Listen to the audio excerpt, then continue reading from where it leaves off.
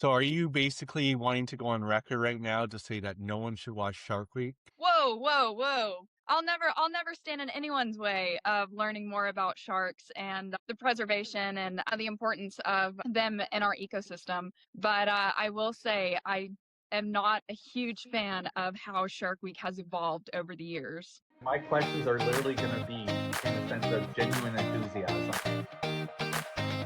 That's I love that question. Oh my God. I see you getting such good, beautiful tidbits of the artists' lives. Today, I'm excited to welcome Mackenzie Davis, a model and student and advocate for Elk City, Oklahoma. Mackenzie has been modeling for 6 years while pursuing an impressive academic path, including a bachelor's in marketing with a minor in philosophy, and she's currently pursuing her MBA. Wow, that's a lot of amazing information. She's also passionate about fashion, art history, sales, and even shark preservation. Mackenzie, thank you so much for being here. Wow, that's a lot. Thank you so much for having me on, Trevor. Wow. So do you watch Shark Week? Actually stopped watching Shark Week because I felt like it was getting too performative and it was more for clicks than actual shark preservation, knowledge and just, spreading awareness of, shark information and, just all the things that goes into, what Shark Week used to be about. But now I feel like it's more just for clicks and views because sharks are scary and people like watching it. But yeah, So I are you, used to really enjoy the old Shark Week. so are you basically wanting to go on record right now to say that no one should watch Shark Week? Whoa, whoa, whoa. I'll never stand in anyone's way of learning more about sharks and the preservation and the importance of them in our ecosystem. But I will say I am not a huge fan of how Shark Week has evolved over the years. Okay, I think that that's our clickbait clip that we're going to use right at the gate. Kenzie does not watch Shark Week. I don't know. I'm just Oh saying. no. So, Mackenzie, you didn't initially pursue modeling. Can you tell us about this first $15 shoot and how it unexpectedly launched your career? Yes, absolutely. So the way that my modeling career started was it wasn't something that I pursued. I was working as a cashier at Sam's Club for $11 an hour, and I got a DM on Instagram from a photographer who was trying to build his portfolio, and he reached out to me and asked if I would be open to modeling for him and helping him build his portfolio because he liked my style, he liked the way that my feed looked, and he thought that I would make a good addition to the portfolio. And I knew nothing about modeling at the time. I was a cashier right out of high school. Um, and so what I did was I answered him back. And since I was making $11 an hour as a cashier, I told him that I charge $15 an hour. And so I got paid $15 to do my very first shoot. And that's how it all began. So, what's it like, or what was it like getting into modeling in those early stages in a place like Oklahoma, where the industry isn't maybe as sort of known or popping as maybe in LA or in New York? Um, there are pros. Is it working? Oh, yeah, but you got a phone call. Yeah, I know. Let me turn. Well, we can just clip it out, right? Yeah. Okay. I'm gonna silence all notifications. Okay. Can you just ask that question one more time? We can just clip that out. Yeah. So bringing us back to that early time, what was it like getting into modeling in a place like Oklahoma, where the industry isn't as sort of known as a place like a New York or a Los Angeles? Yeah, I can only speak to my experience, starting modeling in Oklahoma. I don't know what it's like starting in a place like New York or Miami, where there's, really prolific fashion events. But I will say starting in a place that's less fashion forward like Oklahoma does have a lot of pros and cons. The pros are that there's less volume in the industry, so it's a tighter knit community. You get to meet people and work with the same people over and over again. And you get to like really build relationships with the people that are in the industry. And you also get to know the names of, the more prolific photographers, the people who have had bad experiences with photographers. And so there's a lot more awareness out there in littler states like Oklahoma. But the negatives is there is less volume, which means there's less work. And so there's pros and cons to to both, but I've really enjoyed my entire time modeling in Oklahoma. And I haven't just stayed in Oklahoma. I've been able to go to other states in the country and model in other places too. So even if you're not in New York or Florida or California, there's still opportunity for you to model in those places. Just primarily for me, I try to stay local. How did those early experiences shape the way you approach modeling and connecting with creatives? I'd probably say the biggest way that it shaped me was how I think about safety. Before I started modeling, I didn't really take stranger danger too seriously. But whenever you join in an industry anywhere in media, not just modeling, there's a lot of safety concerns that go along with it. Whether that be people trying to, you know, do bad things at shoots, or even just cybersecurity, like protecting your personal information. I've just learned that better safe than sorry, and make sure to do your research no matter where you are, even if you aren't in the modeling industry. Just always think about your safety. Well, that's kind of gets us into the next subject about safety and respect in modeling. Let's go back to that first DM that you got when you weren't sort of an official model. You probably get multiple DMs as it is, being a young, attractive female on Instagram, internet. So how did you separate that person that's wanting to maybe give you $12, $15 an hour versus someone that's maybe just trying to get your attention and an excuse to meet you potentially? Yeah, and that's a great question, because whenever I first started modeling, it was really hard to discern the two. That DM in particular was from a photographer, like a photography account with a professional photographer. So I was able to look him up online, look up his credentials, and I was able to go on his page, and he always tags the models that he shoots with.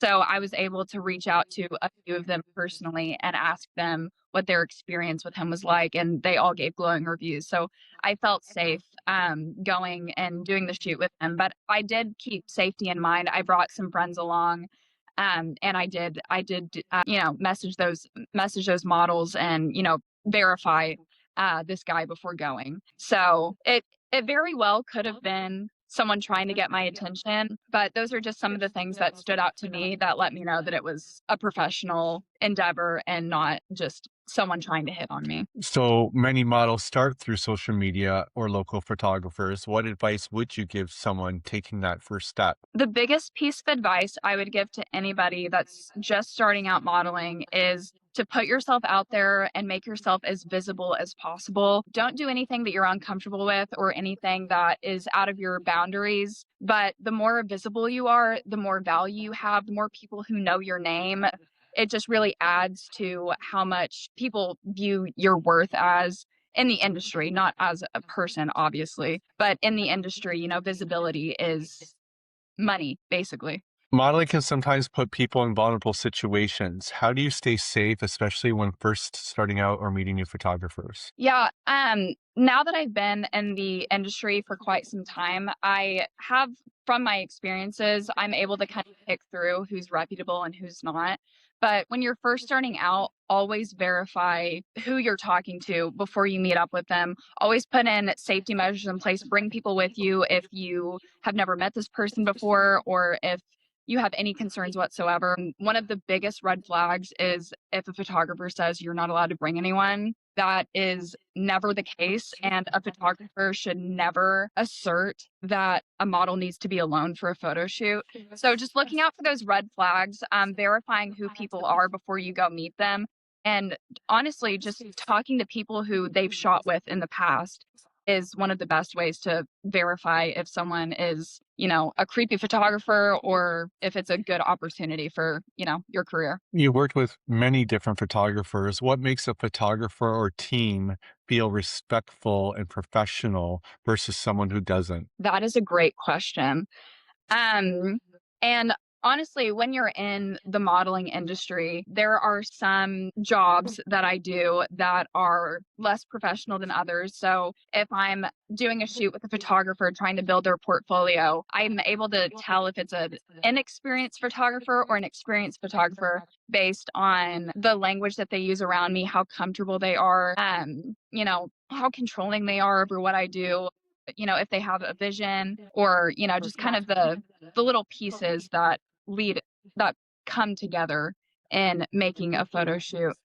But on the more commercial advertisement side for modeling for companies, commercials, advertisements, stuff like that, um, I've noticed that the more professional people have actually, funnily enough, equipment that is not name brand. Most of the people who use name brand equipment are typically not as established in the industry, funnily enough. Just something that I've noticed. How do you advocate for yourself and ensure that people see your talent or presence, not just for your looks? Yes, that is a great question and something that I've had to work on over the last 6 years because being in the modeling industry, people do kind of lead with looks, especially when it comes to, like my professional page or my business page on Instagram. Advocating for yourself is extremely easy. I think that especially women carrying yourselves well and standing up for yourself and not letting anyone push you over and sticking to your beliefs, sticking to your boundaries is extremely important, and just always advocate for yourself and always advocate for yourself and always be respectful to others and just know that at the end of the day you are you, and whether or not someone perceives you as a pretty girl or a funny intelligent human being, it's all perception, and as long as you know who you are deep down, that's all that really matters. And I'll build on that a little bit. Like, I've done photography in my past. I've ran model shoots, I've run hair shows, I've model calls, different things. And I've had this sort of pleasure opportunity to sort of see the behind the scenes, the in between take moments. And it frustrates me where people from the outside will look at a finished product and they'll be like, well, she's a bitch or she's a snob or she looks too cool. Whereas they don't see in between takes where the girl or a guy is burping or farting or picking their nose or being a goof or being funny on set and just enjoying a good, comfortable vibe. People just want to look at the finished product and they think, oh yeah, this person is this and that. Like, they don't realize that, there is brains and fun and all that to say. Yeah, and I agree completely. I mean, especially, being a woman in the modeling industry, it's really common for people to look at my Instagram and be like, well, I don't want to talk to her. She looks really intimidating or she looks mean. But, it's just looks. At the end of the day, the finished product is just that, a finished product.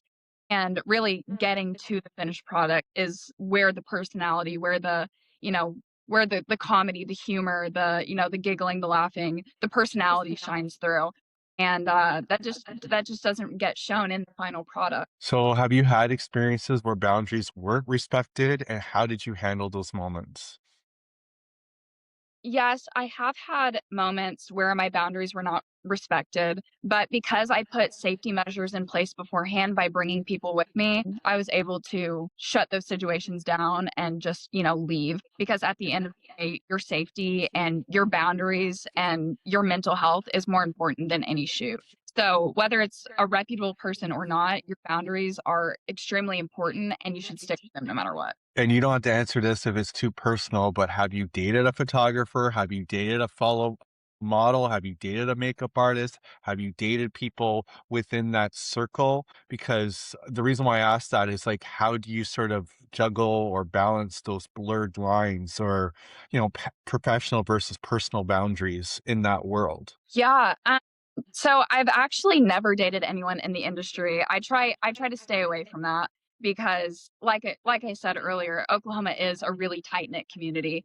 So, one burnt bridge could be a lot of trouble. So I can talk about my experiences dating people not in the industry, but I've never dated anyone in the industry actually.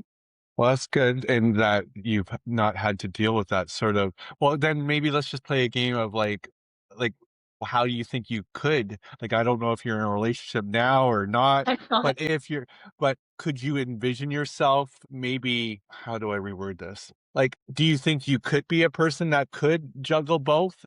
Maybe you're not looking for that now and maybe in a smaller community or whatever, but I guess you never know where love comes, right?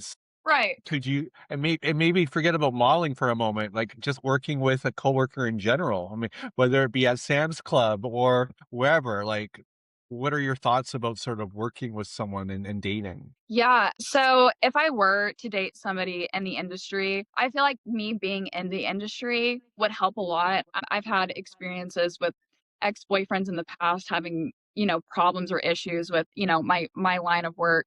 So I think that being in the industry would help me be able to balance that professional personal relationship with somebody else because I know how it is and I know, you know, what's normal and what's not. And people who aren't in the industry sometimes can get those lines confused. They think that, oh, you're doing a one-on-one shoot with a guy, like you must like him, he must like you. Or just, boyfriends not respecting boundaries. I think me being in the industry would make it a lot easier for me to date someone who is in, this sphere that I'm in. I was in a music video in my 20s. I was an extra in a music video, and the whole role was basically me making out with another, like a boyfriend and girlfriend in a music video, right? Yeah. And then it was like I didn't know this person, and basically the whole video, pretty much, we were making out the whole video during. But it was like it was professional in the sense that, but I was 18 or 19, and I'm like, her and I were kissing throughout the whole music video, take one, take two, 100 takes. And then I was like, at the end of the shoot was over, we shook hands. Oh, great working with you. Great working with you. And I was like, 18 years old. I learned, wow, professional. Like, Yeah. yeah, it might have been a certain vibe when the camera is on and the lighting and everybody around you saying, be a certain way. But the second the camera was over, or the camera was shut, the light stopped, production's over. All right, that was great. All right, bye. And I was like, whoa. And I think a lot of times people don't realize after you've been on a set for like 10 hours, 15 hours, or maybe, I don't know about you, I grew up in theater as well. You end up getting desensitized to a lot of this type of stuff, right? That Yeah. it's not what people think of it on the outside looking in. Yeah, absolutely. If I'm being completely honest, if I hadn't started modeling, I don't think I would have been able to do that. I don't think I would have been able to understand that professional personal relationship and, like your example, like the music video that you were in, before I started modeling, if I had had a boyfriend that did that, I would have freaked out. But, now that I'm in the industry and I've been in for so long, I know that professional relationship and how sometimes it's just work. Okay, but you understand it and I understand it. But let's talk about partners now. Okay. That perfectly segues into that. So I've done the modeling thing, I've done the acting thing, I've been on a dance TV show. I've been in those moments where like everyone around me was like, again, we're a family. It was like theater. We're all desensitized. Yeah, we have fun, but it's all professional, it's fun, and it's a safe space. But maybe people outside of that world, they might not get that. So maybe I am doing a photo shoot with a beautiful model and she might be doing like an implied photo shoot or, arms covering or maybe even nude, but it's not real. There's not anything inappropriate. There's like 1,000 people on set. It's nothing, but, people that don't understand that, they might see the photo like, you're doing a photo with a half naked model or in a bikini, you think that's appropriate? I'm like, yeah, there's nothing unprofessional. There was nothing, we weren't going on a date afterwards. Like, so that's a long loaded question here, but you and I might understand it and people in the industry might understand it. How do you sit down with a boyfriend in the past or a future boyfriend down the road of what you do and how they should act to you? Because ultimately, you have to find someone that's not just a secure person. Like it's like a secure times 1,000. Right, exactly. And that is something that I've had to navigate in the last 6 years is having those conversations. I would probably say communication is key. Not being in the industry, I can see outside looking in how it could be, someone could get jealous or, the things that I do, the things that I post could be seen as thirst trapping or, all of that fun stuff. But it really does just take sitting someone down and explaining to them exactly what it is you do and, the things that come with, having a job in my industry. So I'd probably say just tell them everything up front. And if they're okay with it, then great. But if they're not, then you can move on. But I think being open and honest and just straightforward with someone before you start dating them is definitely the best route to go, because you're able to have a conversation and just know if someone is okay with your line of work or not. Because some people can't do it. Like you said, secure times 1,000. If someone's not that kind of person, they have no business dating someone in the industry. So having those conversations up front is probably what I would say helps the most with dating outside of the industry. I mean, the analogy, I guess, is like saying like, okay, I'm gonna move to by the airport and then complain about the noise, Right. right? And Exactly. it's like I feel like I used to promote nightclubs and I used to do a lot of it with modeling and all this stuff. And it was like, okay, I could date the bartender, I could date the model, I could date the person in the industry, but I didn't want my worlds colliding. I kind of kept my worlds separate. But then I try to date someone outside of it, date the accountant that has a 9 to 5 job that doesn't understand it. And then I think there's a term now, like they call that micro cheating, right? Where it's like, let's get into the word micro cheating. So like, okay, Mackenzie, perfect example. You post a photo on your Instagram about from a great shoot that you're proud of. Someone like myself says, "Oh, Mackenzie, what a great shoot. I'm proud of you. Keep your hustle up." You and I know that there's nothing weird about that, but maybe your boyfriend or my partner will be like, "Why are you saying that to her?" Because she did a great shoot, don't you think? Yeah, exactly. And you want that reciprocation back. You want to build network, you want to build connections and network with people in the industry. And so, commenting on posts or reaching out and staying connected with people can be seen by some people as, micro cheating, or just make someone jealous or insecure, honestly. But that is something that I would talk about in that initial conversation about, what it means to date somebody in the industry and all that comes with it, is that, people are going to comment on my things and I'm going to respond back, and I'm going to comment on other people's work and they're going to respond back. And, like even not even publicly, sometimes personally, like someone will swipe up on my story and say, that was a great shoot. You did like your portfolio is shaping up so well, or I really liked your work in the past. And then that will transform into maybe a new opportunity, a new connection.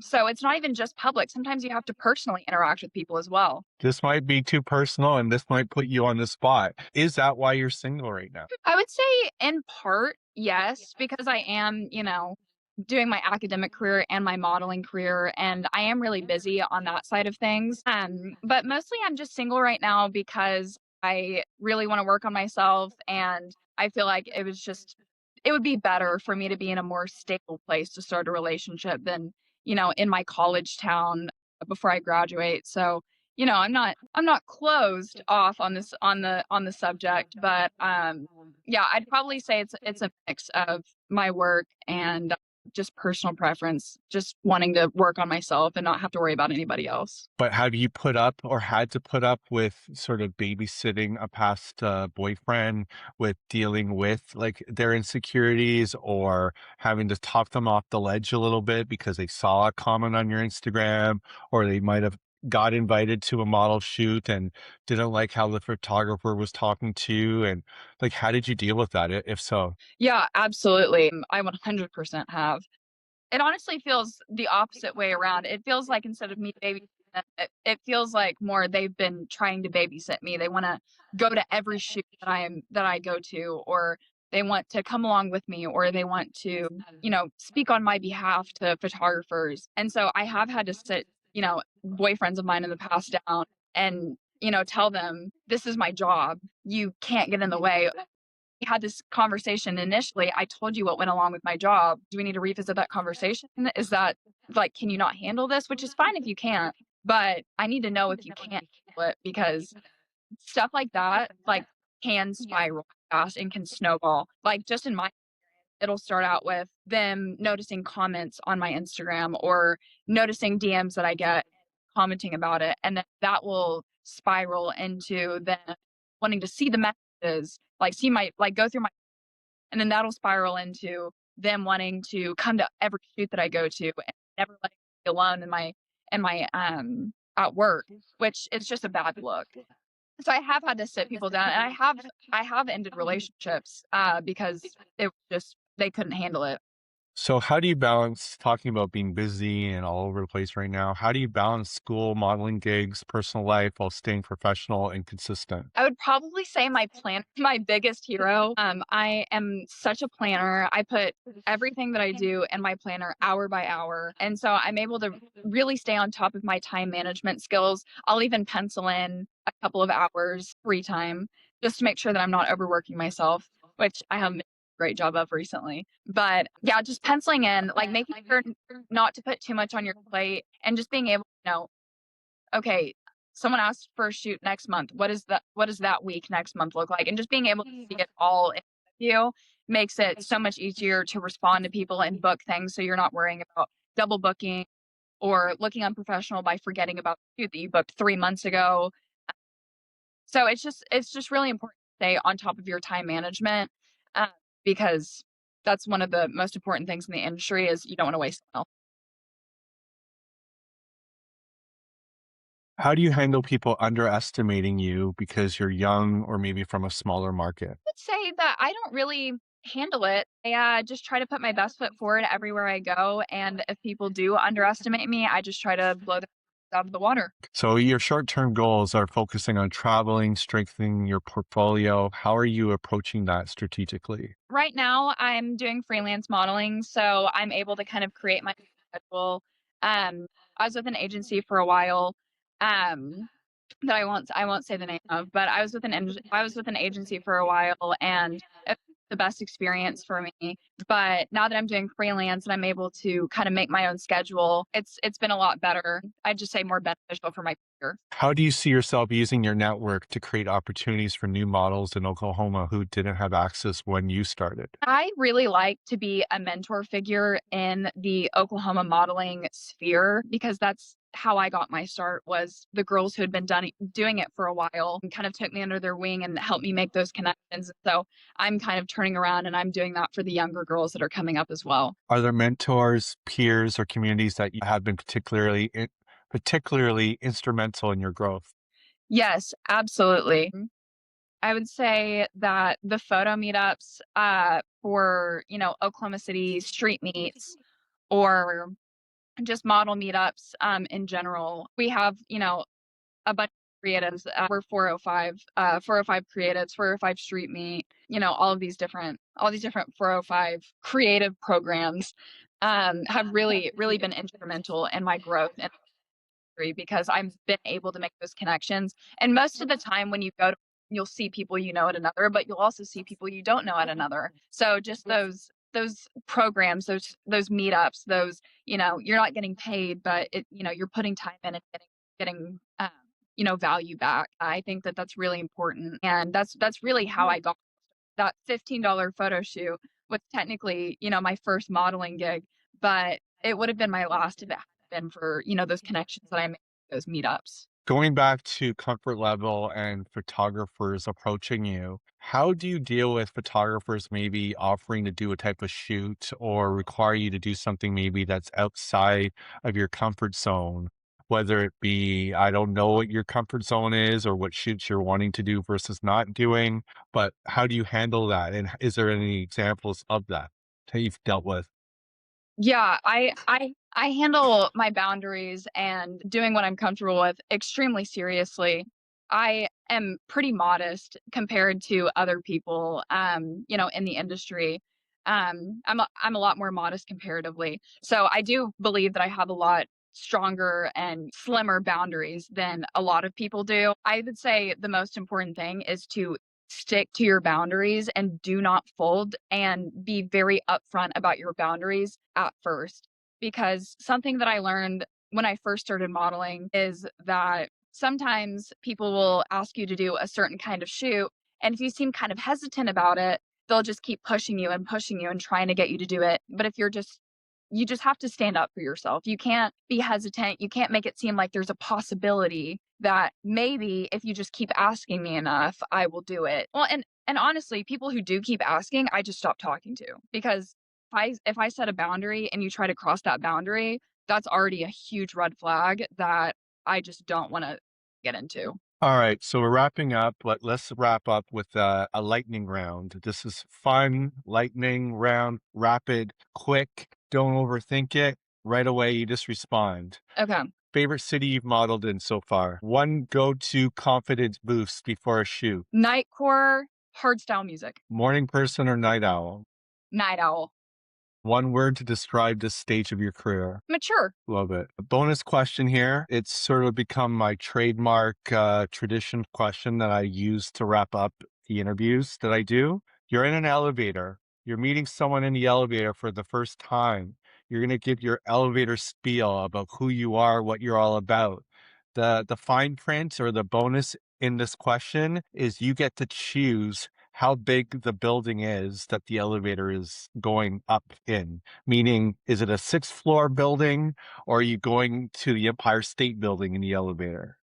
So Okay. you get to choose the length of the ride when you're thinking about your answer. So you're meeting someone the first time, go. Hi, it's so nice to meet you. I'm McKenzie Davis. I've been modeling for 6 years.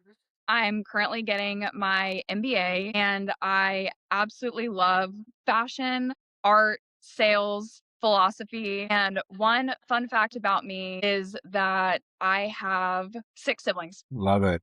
I'd say that was about 6 floors. I love it. Mackenzie, this has been such a valuable conversation. Before we wrap up, where can listeners follow your work, see your portfolio, or hire you, book you, and send you all over the world?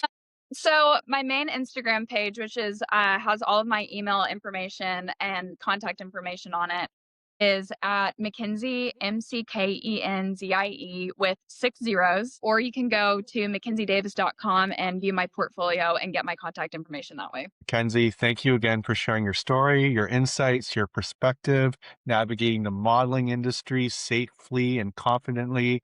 Thank you so much for doing this. You're awesome. Thank you so much for having me, Trevor. It was so much fun being on Genuine Enthusiasm and just our conversations back and forth. I've just loved getting to know you as a person, inside and outside of the podcast. And to all the Genuine Enthusiasm fans out there, keep watching. Thank you. I'm going to use that for a commercial. That was perfect. Like you should be a model or something. I don't know. You're so professional. I don't know. Good media training. All right. Thank you so much, everyone.